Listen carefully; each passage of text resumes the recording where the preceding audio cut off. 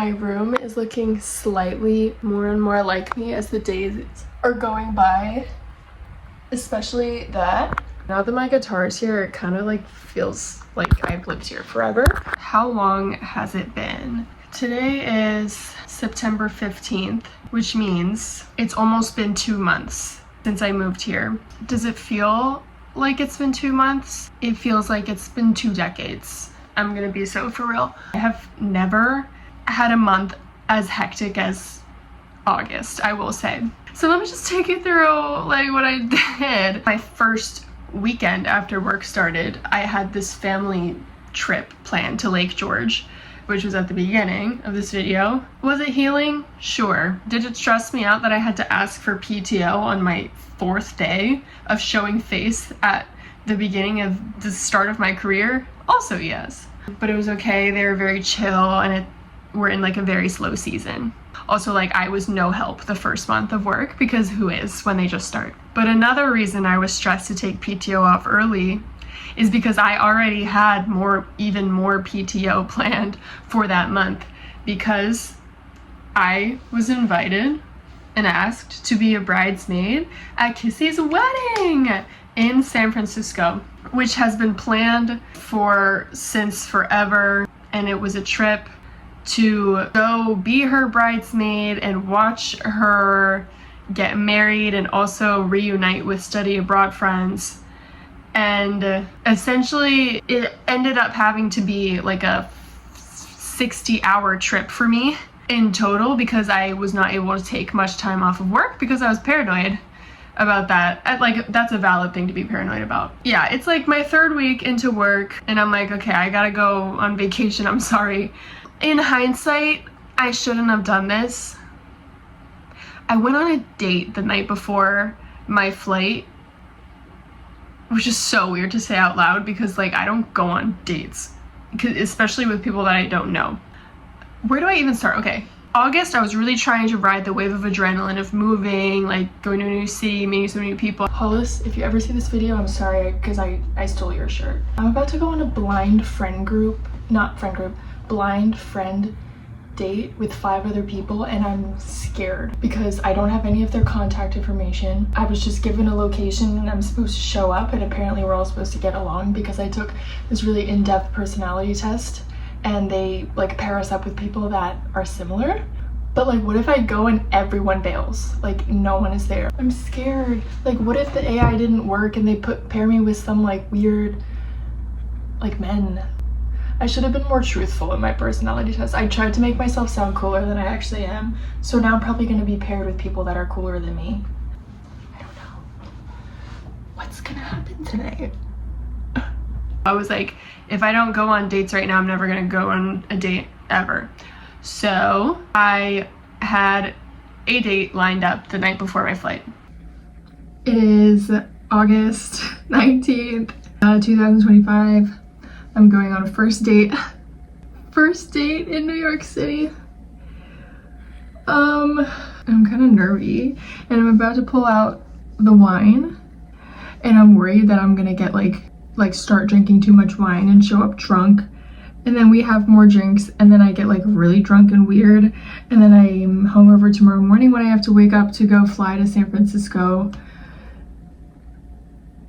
It's whatever. I'm not naked. I don't show up to dates naked. Ayo, play this at our wedding. I just need it to be over. Like right now. Like right now. What are we gonna talk about? What do a man and woman have to talk about these days? He was a great guy. I get home, obviously I have to debrief everything to Hollis, which takes hours. And then I have to pack, which takes like an hour. And I'm in bed and just like my mind is really awake. And naturally, I miss my alarm. And I miss my flight. And I wake up to Hollis barging into my room being like, bitch, you missed your flight. What are you doing? And I get up and I lock the fuck in. Because at first I was like, I froze. Because I was like, am I not making it to California to be one of my best friend's bridesmaids? Which is like the shittiest thing a bridesmaid could ever do. So I got so scared about that, and I was like operating so zen, because I was like, if I don't lock in and really focus right now, it's all gonna fall to shit. So by the grace of the powers and almighties above, I booked a flight with a boarding time that I would have made if I left right in that exact moment. So I book it, drop a huge percentage of the remainings of my bank account on this flight, and I'm still fighting for that refund for the previous flight that I missed, which I don't deserve a refund for, but I'm fighting for it. And let me tell you my good enough reason that I think I deserve a refund, even though it doesn't make sense, but like I twisted it to make it make sense. On my way to my newly scheduled flight, I was minding my own business, hauling my suitcase up all of these flights of stairs as I got off the subway. I accidentally make eye contact with someone tying their shoe on the ground, because I was like, why is this man crouched down on the ground when there's full heavy flow of foot traffic going on in this subway station? We lock eyes. He immediately gets up, and I'm like, what? He goes, hey, sexy.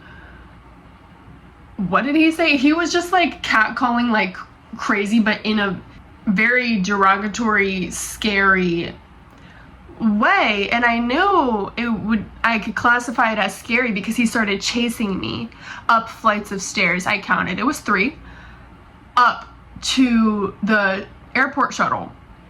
And I thought he was gonna follow me to the airport, to the wedding.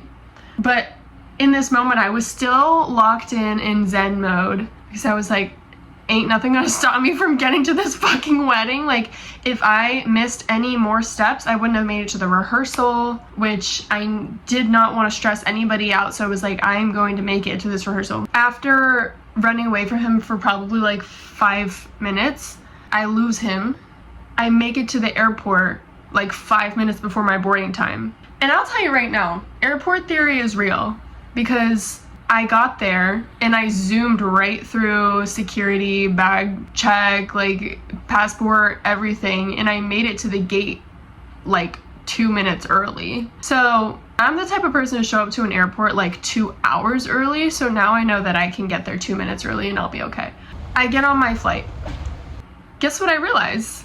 I'm going to Dallas. I booked a connecting flight. I'm like, that's okay. Like, I'm still gonna get there at a reasonable time. Like, I'm gonna get there a couple hours before rehearsal starts and everything will be good. It's just like, I'm just gonna have to travel for like double the time that I thought I originally would have to. But who cares? In this moment, who cares? I get to Dallas. It's storming. I'm checking my flight details. I'm seeing my flight updates coming in like, your connecting flight is delayed by an hour. I'm like, God, refresh. Hoping that the flight is no longer delayed. Every time I refresh, another hour is added to the delay, and I'm like, I'm missing the rehearsal.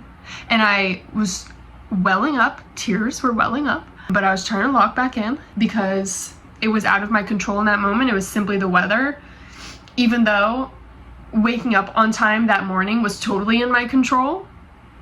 Nothing else was. It was a lot of mixture of emotions of like being mad at myself for that morning, but also like, it shouldn't be this hard to just get to California. So I'm trying to switch around my flights to ones that would leave earlier to San Francisco and get me there in time for the rehearsal. I see a few listed on the app. I'm like, perfect. I switch it to that flight. And those flights lied, because when I switched my flights to those flights, my page would refresh and then their landing time would be even later than my original landing time. And I'm like, why didn't you tell me that these flights were also delayed? So I'm freaking out because I can't switch my flight back to my original connecting flight either. So I get my ass up off the fucking shuttle or whatever, I get off the plane, right, in Dallas. And I'm roaming around the Dallas airport I'm walking around just like praying. I don't believe in God, but I'm praying. All of a sudden, a gate spawns in front of me. It says, boarding to San Francisco. I take a closer look. They're like about to shut the gate, you know? So I like scurry up to the girls, the flight girls, and I'm like, is there any way I can get on this flight? And they're like, yes. And I'm like, what? Like, I did not know you could do that at airports, just like switch around your flights or like hop onto a flight that's leaving earlier. But you learn something new every day, and that was a very convenient time to learn that something new that day. So I get onto this flight, I'm like bawling right when I sit down in my seat because I'm like, I'm really being watched over right now. And it was a lot of like emotional release because I had just been so tired from moving all month and like having to apartment hop and having to start my job and then like leaving the city for a weekend and then coming back and then just like having so many plans every day, which I'm grateful that I had so many plans, but I did spread myself very thin that month because that's just how I work. But that all came to the surface when I sat down in that plane, and I was just crying all the way there. And I put on Barbie to like match the mood of me crying because I was like, I'm sad, let's make me even sadder. I make it to San Francisco, I make it to the rehearsal, I see all my friends. The next day, wake up at 5, we're all getting our hair done for the wedding. Oh my God.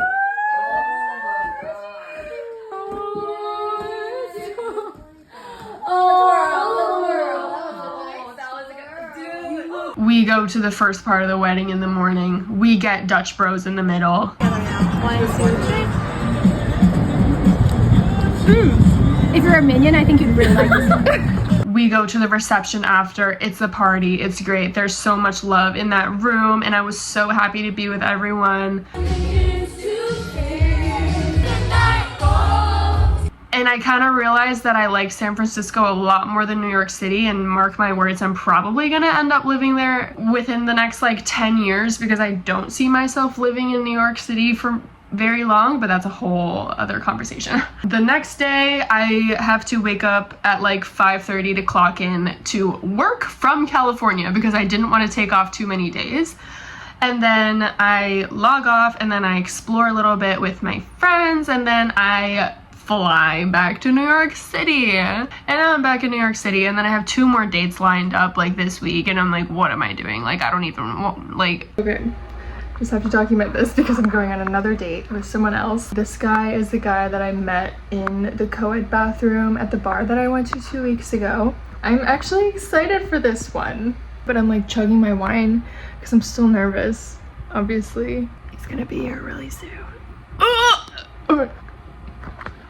I'm scared. He's here. What do I do? Do I look okay?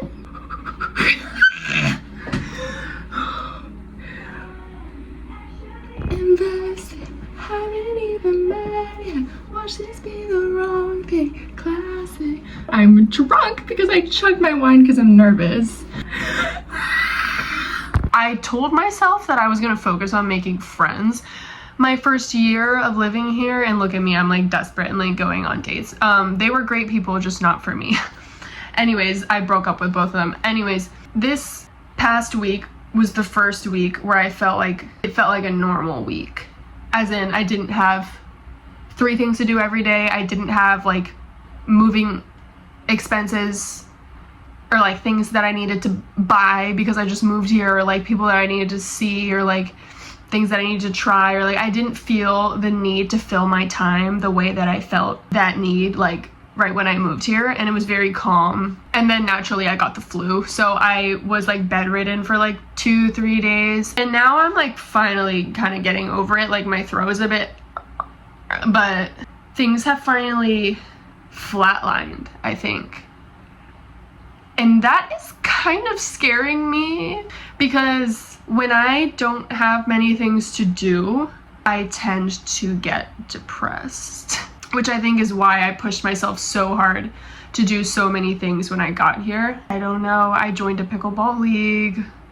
I'm trying to volunteer like once every week or once every 2 weeks. I got a library card. I've played tennis a few times. why am I stressed? Like, I have things going on, but like in New York City, it just feels like everyone has so many things going on and like you don't, you know? I have like this inkling of a feeling in me that I sort of belong in Brooklyn, but I I am very happy to be living in Manhattan my first year because I think like you should. Like, even though I'm broke, essentially, I'm happy to be like in the heart of things. And I think if I lived in Brooklyn my first year, I would be wanting to come to Manhattan every weekend anyway. So in that sense, it's convenient. It's convenient to live with my friend and near my friends. But one day maybe I'm gonna be a Brooklyn baddie, but hopefully one day I become a San Francisco baddie instead. Yeah, also my job is like, it's like fine, but it's not what I'm gonna do forever, you know? Like I'm happy, I'm content right now, but it's like, we're going through the motions right now. We're just building. We're building our skills, we're building our network, we're building our bank account only slightly every month, slightly. These are all just stepping stones to what's meant for me. And that's that. And I know I say this every video, but I really want to be consistent with making videos because it is my passion project. And I'm kind of realizing that if all I do in my life is go to work from 9 to 5 and then try to do like a random thing after work, it's not fulfilling enough for me, for my life. So I do want to try to do this. Okay, goodbye. I have no outro. And I never will because I think it's a bit cringe. So, goodbye.